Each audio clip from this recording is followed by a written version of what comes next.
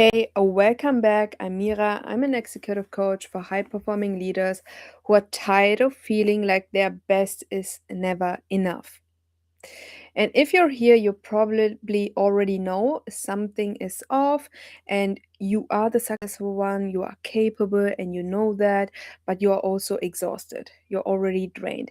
Every week in this live series, we go deep on one thing, and that is quietly running your life without you even realizing it. And you're creating currently the awareness. That's why you are here. Today, we are talking about the belief that is silently controlling everything you do at work and why no amount of time management method tips will fix this until you see it clearly. I want you to stay with me, and this one is going to shift in something for you. Let me start by ask a question.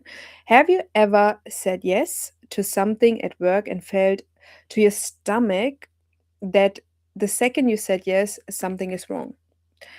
Or you stayed late again, and not because you had to, but because leaving felt wrong? Or you checked your phone on Sunday and told yourself you would just take a quick look? That is not a time management problem, that is not a productivity problem, that is a identity problem. And that is a belief that is running the show in the background, and it is running it quietly and quite constantly, and it will run the show until you name it, and until you don't name it, it will not change. You have to name it and you will change it.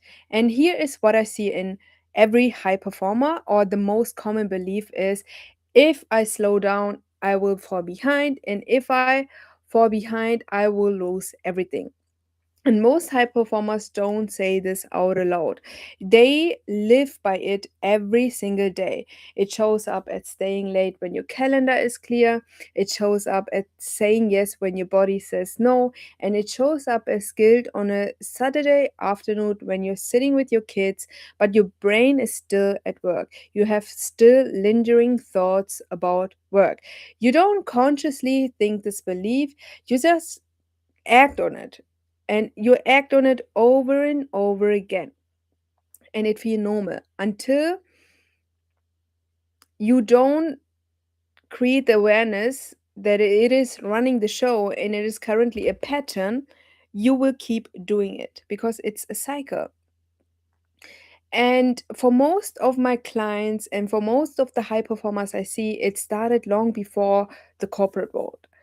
Maybe you grew up watching a parent who worked nonstop and equated that with love or worth. And maybe you were praised at school for being the one who always delivered. Maybe early in your career you saw someone get passed over, let go, or left behind, and your brain made a silent decision that it will never be me. And over time, the decision became a rule: work harder, stay longer, never be the problem. And the system you work in reinforce that belief, reinforce that rule. And over time, it was normalized. And also, working overtime was then being normalized. Boundaries were called excuses. Being always available became something that made the role of a serious professional worth it. And you equalize it, that being always available means you are successful and you are being taken serious as a professional.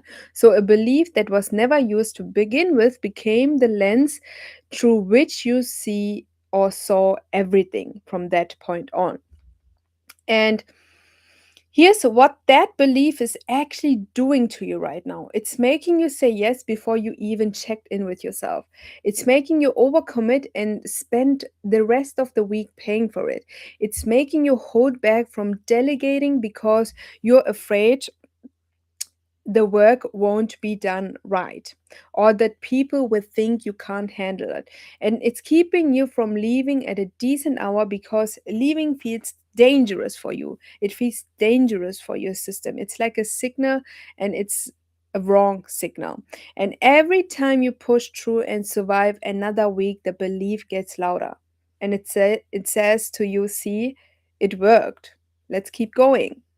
And it's just the belief that just being reinforced by the evidence you gave it with the action you are taking every single day. And let's be honest about what this costs you emotionally. Most of my clients feel a low level of anxiety almost every single day.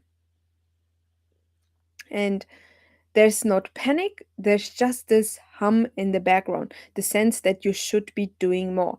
They feel guilt when they rest, they feel guilty for not being more present at home, they feel guilty for wanting more or wanting less, depending on the day. And underneath all of that, there's a quiet exhaustion that sleep can't fix, and it will not fix it, because it's not your body that's tired, it's the version of you that's being performing, managing and holding it together all those months. And here's the hard part: this belief is the exact reason you can't seem to make lasting changes and sustainable growth. You're just looking for short outcome, and you are repeating the cycle over and over again. You try to set a boundary, then guilt kicks in and you override it. You take a day off, but your brain doesn't come with you, and you block time for your gym, for your family, then work creeps in back in, and you tell yourself it's just this one last time. And it's not about willpower, it's not about discipline, it's about it's about a belief that makes rest feel dangerous and slowing down feel irresponsible. You will keep overworking until you change the belief underneath the behavior. Tips won't do it, calendar won't fix it, another method won't fix it. The identity has to change. The identity how you're currently operating is the identity that will burn out. That's why you need to change identity on an identity level. And here's the reframe I want to give you: a belief that will change. And the belief is, if I perform at my best, if I perform, not if I perform, it is an affirmation. It begins with the I statement, and it is, I perform at my best when I protect my energy, and doing less on purpose is how I stay sharp, present, and ahead.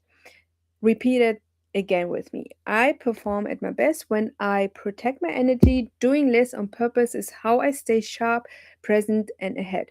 Protecting your time is not laziness, it's a strategy. And the executives I work with who reclaim 10 hours a week don't fall behind. They get clearer, they make better boundaries, they show up at home and at work at a different version of themselves.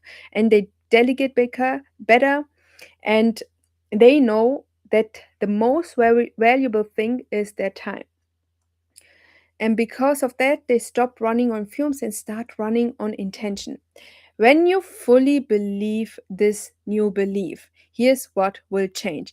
You will stop filling every gap in your calendar with more work. You will say no to things that drain you and will feel okay about it. You will leave at a reasonable time and don't apologize for it. You will protect your Sunday and actually rest your weekends. And you will use your weekends for rest and not just to recover from your hard worked week. And you will stop measure your value by how busy you are. And maybe most importantly, you will stop until things slow down to finally take care of yourself. And you will see that putting yourself first is what will help you, because you know now that things won't slow down on their own, and you have to create the space. You have to be responsible for yourself. And the belief that slowing down means falling behind is one of the most common things I see in high performers. And it makes sense. It kept you safe at some point, it kept you safe until now, and it helped you to get here. But it's also what's keeping you stuck in a cycle, and it's cost you health, your presence, and your peace. And you don't need to work harder, you need to work differently. And that's the start with catching the belief and changing the belief before it makes the decision for you. If what I share resonates with you and landed with you, I want to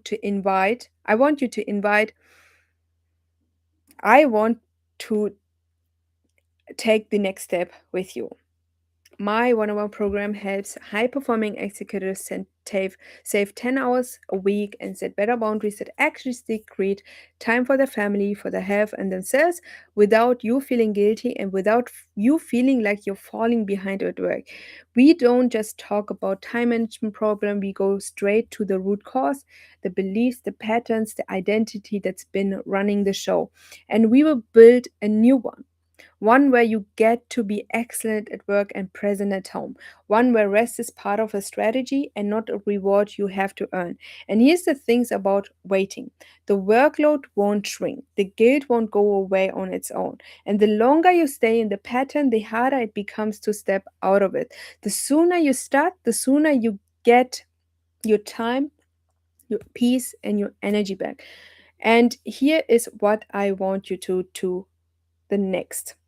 DM me the word reset, and I will send you the exact same framework I use with my clients, so you can move forward with calm, with clarity, and actually get the tools to set better boundaries and move forward without being stuck, and you can perform at your highest level. Thank you for watching this live, and we will see us in the next live.